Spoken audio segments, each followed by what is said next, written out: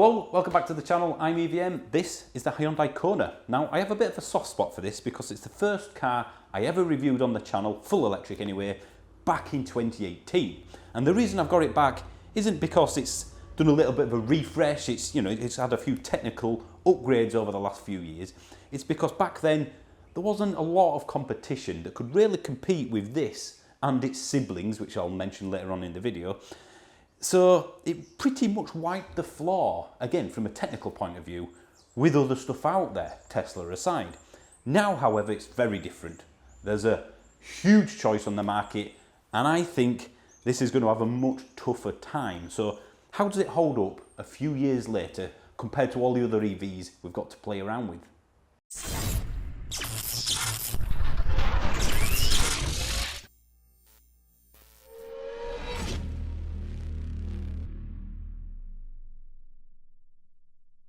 As usual, let's have a look around the outside, the inside, and then take it on the road. Unfortunately, no Harry on this video. He's having a dirty weekend away, so it's just me. But in terms of the Kona, it's a take it or leave it car for me. I don't mind its looks. It's not offensive. It's not brilliant. It is a bit higgledy-piggledy from the front for me. I mean, you've got these kind of light clusters here, the indicators. You've got the lights down there as well. There's a few little nice touches, but it's not exactly a standout good-looking car for me personally. And then, of course, you've got this front valance at the bottom in the chunky black plastic, of which I'm never a really big fan of. The charge point is here, which I'm going to have to get the keys out of my pocket to show you. There we go. Front, some at the side, some at the back. I'm not sure where the best place for a charge point is on an EV, to be honest. CCS, of course, I'll give you the specs later on in the video. I wouldn't mind it on my driveway. I don't think there's any issues there, but I don't think I would ever kind of lock the car, walk away, and then turn around and give it a second glance and think, that's a good looking car. You've got creases here, creases there, a bit of black plastic, more lines going all over the place, no more creases, this little kind of black plastic bit breaking it up. So there's a lot going on. There's a lot going on. Again, it's a take it or leave it sort of design for me. It's the car that drives down the road and no one really pays attention to it. Some people like that. Some people want something unique. Some people just want a car and couldn't care less. Rear entry, very good. I'll come back to that later on. But yeah, overall, it's a compact SUV and it looks like it. It's got the usual proportions of the SUV from this side. You've got the little bit of a spoiler there, the typical sort of fairly steeply raked windscreen. But again, it's very busy. You've got lots of light clusters. You've got these, you've got these, you've got the badge, you've got the number plate and all these creases going on, the other badge, another badge, another badge. And then, of course, you've got this rear valance at the bottom there. Plastic, not a fan again. So there's a lot going on. And for me, it's a bit too busy. Again, not ugly, but not good looking at the same time. Now, the boot, of course. Let's see how big that is if I just unlock the car. Easy to open. Don't want to damage it. There we go. Right, now, this is a little bit of I can't talk today. This is a little bit of an Achilles heel when it comes to the Kona. It's not a bad size. I mean, to put it into comparison, it's about 40 litres smaller than a Volkswagen Golf's boot. But compared to some of its competition in this sort of SUV sector, it is a bit smaller. There's nothing underneath there other than plastic, and I guess you could get your cables out of the way. But other than that, it'll do, but I'd probably want it to be a little bit bigger if I had young children and all the paraphernalia that goes with them. It's quite a long boot, but it's not very tall. So when you start to put anything with a bit of height in it, it can cause a few issues. It would be nice to be just a little bit bigger, I think. Overall though, again, not my favourite rear end, but I've seen worse. Okay, now, on the inside, standard steering wheel, nothing amazing, nothing wrong with that. Nice solid button feel, a few little nice touches, yeah, that's okay. Around here, I'd say hardware in plastic, but I think it can get away with it. That's soft, solid buttons, easy to use, okay. Kind of, again, cheap plastic around there, and there, and there. Decent door bin, but not massive. So yeah, not too bad, but I've seen better. That feels really nice, nice and solid, good build quality. hardware in there. Same there, this one's got a hood, but of course it's a high-spec car. Yeah, so the materials aren't brilliant. I've seen better, if I'm honest, but the build quality is superb. Now, let me turn the car on. I do that by pressing this button there. And you get, of course, the usual bongs. It's a nice and clear display. I'm glad it says the speed there, because I'm never a fan of these analog digital sort of speedometers. It doesn't really make sense to me, but they are easy to see. And if you press a few of these buttons on there, you can change what comes up on the display. I'm not going to go through it all, we'll be here forever. So yeah, it's easy to read. There's no real issues there. Nothing exciting, but nothing boring either. This screen here is easy to see. The mapping system is reasonably quick, again, kind of in the middle ground. I like the fact we've got actual buttons, so it's not all touchscreen. That's good. I always think the basic functions of a car should be physical, so you've got all your climate control buttons down here and your temperature controls. And again, it feels nice and solid. This is just where your phone goes, so you've got some charging down here, you've got USB ports and wireless as well. That can be closed off, so it's nice and out of the way if you're ever leaving any valuables in the car. That's good. Neutral, park, drive and reverse, so there's no lever on this one, gear stick if you will. It's all done by buttons, and it's all quite easy to operate. I think most people will get along with that. And that's the electronic handbrake. You've got a couple of cup holders, although if I grab my bottle, it doesn't quite fit in that one. But if I move the key out of the way, it certainly fits in that one. More buttons along here for heated seats and steering wheel and various other things, which of course not every car will come with. Now under here, you've got a lot of storage. I mean, that's a lot of space there, as well as a 12-volt socket for whatever you need. The only trouble is, you can't really get to it if you pull the seat forward. This seat is as far back as it goes, so I could do the filming. So once it's further up here, you can't really get to it very easily. So there's a bit of a design flaw there. Back here, you've got more storage. That feels a little bit flimsy, but I guess it'll do. And that's quite deep storage. Again, that's the handbag, as I call it. That's where you just dump all your stuff where you'll never find it again. Seats, again, comfortable as usual. You don't really get bad seats on modern cars these days. I've had no trouble driving around this all week. And the glove box. Hey, it's full length, which is good. You don't have any of that half kind of size glove box that a lot of the European manufacturers are doing. So see, it is possible. Now let's jump in the back and see how much space there is for the little kiddies. As always, the seat at the front is in the place of a very tall driver, well over 6 foot. And just close that.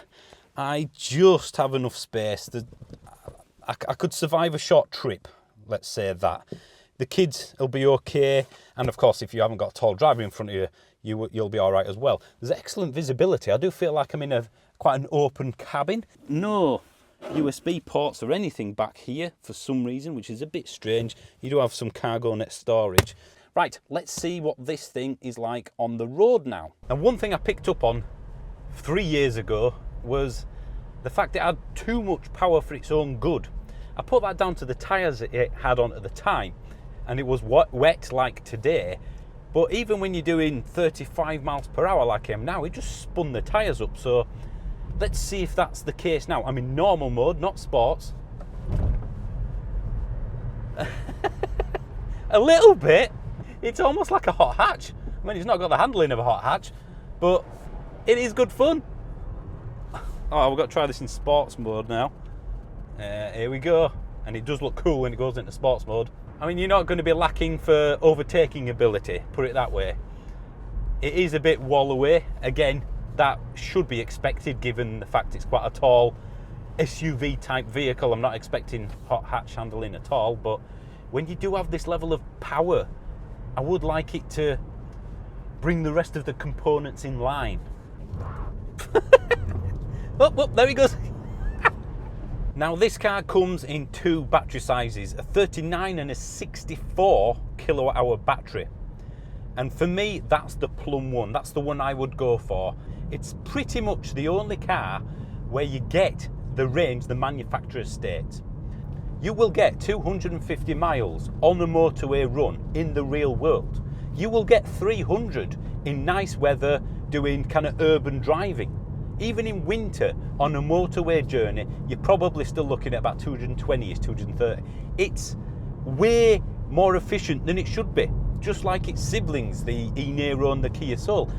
It's astonishing. I don't know how it does it. I genuinely don't know how it does it. Can charge this up on the bigger battery version at up to 100 kilowatts, if you can find a charger, of course, that matches that, which is getting easier and easier, but for now you're probably looking at a 50 at most places. I have to say the tyre noise is a little intrusive. I'm having to speak up a bit more than in other EVs. Now this does start at just under 28 grand for the smaller battery version, and for the cheapest, biggest battery version, you're looking at 32.5-ish. Again, I think that's well worth that extra, because once you start speccing it, you know, for example, if you go for the top range, you go above the £35,000 UK grant limit, and then it costs you a lot more than that extra spec kind of gives you. Now, it does have some brilliant features which all EVs should have for me. Flappy paddles. And you might think that's a bit strange on what is an electric vehicle with no gears. But what it means is that I can adjust the level of regeneration just by doing this. So now there's no regen, but I'm going down a steep hill, so I want more regen, so I can use that to maintain my speed rather than use the brake pedal. That increases efficiency, and if I hold that down, it slows me down to a stop just using regen, which is a brilliant idea. It's kind of one pedal driving, but you still have control with your hand. It's just easier. I prefer control. I think the wheels are connected to the steering wheel. You know, it kind of goes to the right when I push it to the right, but yeah, it's definitely designed for urban driving, for turning around on your street and parking and things. It's not a driver's car, but again, I'm not expecting that, so that's not a negative. It's just a fact. So far, we've got a car that's not quite for families, but okay. You've got incredible range, decent value compared to other EVs that do this sort of range. I mean, to put it into comparison, it's £10,000 cheaper in this battery size than my Tesla Model 3, and will do about 40-50 miles more than that. And I'm not comparing the cars, so don't panic, Tesla owners. I'm just saying, in terms of range, it's decent value. And compared to its competitors, it's also very much up there still, even a few years after it came out. I mean, let's look at what's out there. You've got in the Stellantis group the E2008, the Citroen EC4, the Vauxhall Mokka, all sort of that kind of crossover SUV sort of EV. It does hugely more in terms of its range. Even the small battery version goes further. And I think I would absolutely go for this over them. Certainly if you can go for the 64. What else have we got? The Nissan Leaf. Well, in its 62 kWh version, this, as I said in the previous video, completely wipes the floor with the Nissan Leaf. It's not even close. You've got things like the Skoda Enyaq and the ID4. They're much bigger cars. So if you need that space, then this simply isn't an option. But if this is big enough for you, then again, the range of this outpaces them significantly, and the build's about the same. They're very good cars, but I would still probably stick with this. The ID3, much bigger inside, much more practical. The interior's probably similar in terms of materials used. At the higher end, I would go for this over the ID3 because the range is just significantly more, and it does make a difference, it does. And of course, there is one other thing. This comes with a 5-year unlimited mileage warranty on the car, 8 years, 100,000 on the battery. The ID3 comes with an 8 years warranty, 100,000 miles on the battery, so that's the same, but the car only comes with a 3-year, 60,000 mile warranty. This is a 5-year unlimited mileage warranty. So does that mean that Volkswagen aren't confident in their warranty, in their build, or that these are just really confident? I don't know, but that alone, getting an extra 2 years warranty and mileage is irrelevant, that might swing it for me.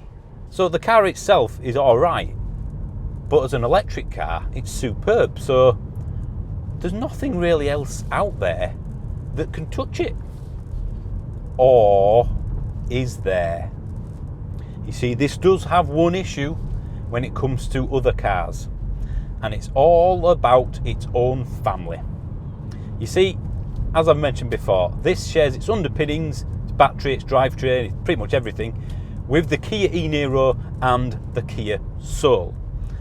The e-Niro, give or take 5-10 miles, does the same range as this, it's the same performance, same sort of handling. The interior, I would say, is a bit better in the e-Niro. However, the rear bench has a lot more room, and the boot is significantly bigger. It's about a third bigger than this. 451 litres as opposed to 330 odd in this. So as a family car, if you're looking for that, you would choose the e-Niro, clearly, because it's much bigger boot, much bigger rear bench, and everything else is pretty much the same from a technical standpoint anyway. And then you think, well, I don't need a family car, there's just two of us, we don't need that extra boot space, this is fine. All right then, so you don't need the e-Niro, that extra space. The Kia Soul is about the same size as this, maybe a little bit bigger in length. The boot, similar again, but that is, I think, much better looking. It's got an incredible sound system, a much nicer interior. It's a bit bonkers, it's got a bit of a personality to it, and it's far less common on the road, so it feels a little bit more unique. It's a better lifestyle choice than this is. This is like an ordinary car, that's a little bit out there. So if there's two of you, I'd go for the Soul. If there's a family, I would go for the e-Niro. So where does that leave this? It's better than everything else, apart from its cousins, effectively, brothers and sisters. Now, please don't think if you own a Kona, I've just said you bought the wrong car. Quite a lot of people will drive the e-Niro, they'll drive the Soul, drive this and go, I don't know, I just feel like I prefer this. Doesn't matter why, does it? If you prefer this after driving it, then you get it. And if you do, you will be delighted with this. It's a brilliant, brilliant electric vehicle. It's not without its flaws, but that's the same with any car. I think I've just figured out what this car is. It's Phil Neville. You see, if you look at Phil Neville, if you were Phil Neville's parents, you would be immensely proud at the fact that your son or daughter, whoever you are, you would be so proud that they've played for, arguably at the time especially, the biggest club in the world, Manchester United. They then went on to captain another Premiership team, Everton. They've played for their country. It's an astonishing feat when you think about an average footballer. But the problem is, there's also Gary Neville. He played for Manchester United for longer and won more things. He played for his country for longer, and neither of them won anything, but you get my point. He has overshadowed an astonishing kind of career just because they're brothers. And because the e-Niro and the Soul are brothers or sisters, if you will, of this, they're overshadowing what is an immensely impressive machine. So effectively, I'm driving around in Phil Neville. Not the best analogy, I admit, but you get my point. Something that should be up there is second best, at least in my opinion. Again, if you prefer this because of its looks or whatever, that's fine. Well, he just don't put it down. I did not put my foot to the floor then. Right, so ultimately, a car not without its flaws, a car with impressive brothers and sisters, but one that should absolutely 100% go on your to-test drive list. Right, that's it. Thank you for watching. As always, please do subscribe. If you want more members-only videos and to get videos like this earlier, then click the join button next to subscribe. It's only 99p. You can pay more if you think it's worth more, so you pay whatever you think it's worth. But for 99p, there are members-only videos, and ultimately you're just helping the channel out, which I fully appreciate. So thank you for all that. Please let me know in the comments what you think. Anyway, I'm waffling. Thanks for watching. I'll see you soon.